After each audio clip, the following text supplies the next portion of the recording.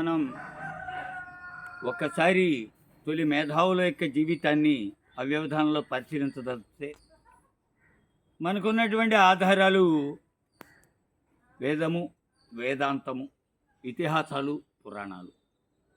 వేదము, వేదాంతాలు కర్మేష్టికి వదిలేస్తే జ్ఞానవృద్ధికైనటువంటి ఇతిహాస పురాణాలు మనకి చాలా లాభిస్తాయి.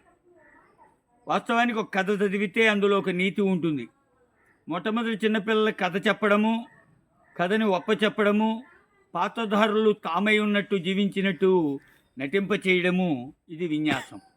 తర్వాత కథలో అంతర్భాగికమైనటువంటి మౌలిక నీతిని నైత్యానికి దిగజారకుండా సమాజాన్ని అరికట్టడానికి పిల్లలకు బోధలు బోధిస్తాయి. ఇదే రకమైనటువంటి క్రమంలో మొట్టమొదటి ఇతిహాసాలు వచ్చాయి. ఈ ఇతిహాసాలు బహు పురాణాలకు ఆవశ్యకమైనటువంటి సారాన్ని అందించాయి.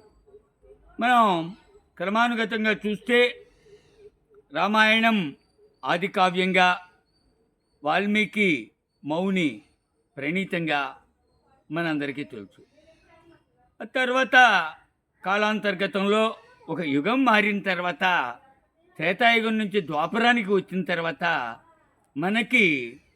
మనం తెలుగులో ఆది కావ్యం అనుకున్నటువంటి భారత ఐతిహాసం మహేతిహాసంగా వాల్మీకి తర్వాత వచ్చినటువంటి వ్యాసమౌని చేతిలో రూపుదిద్దుకుంది.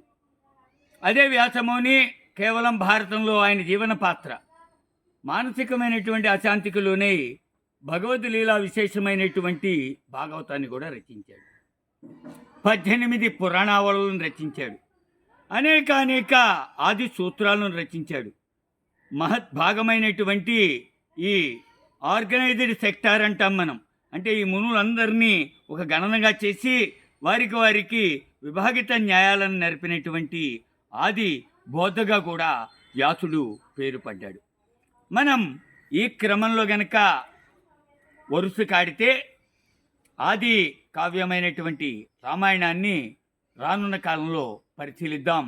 అందులో ఉన్నటువంటి నీతి అంశాలను గణనలోకి తీసుకుంటూ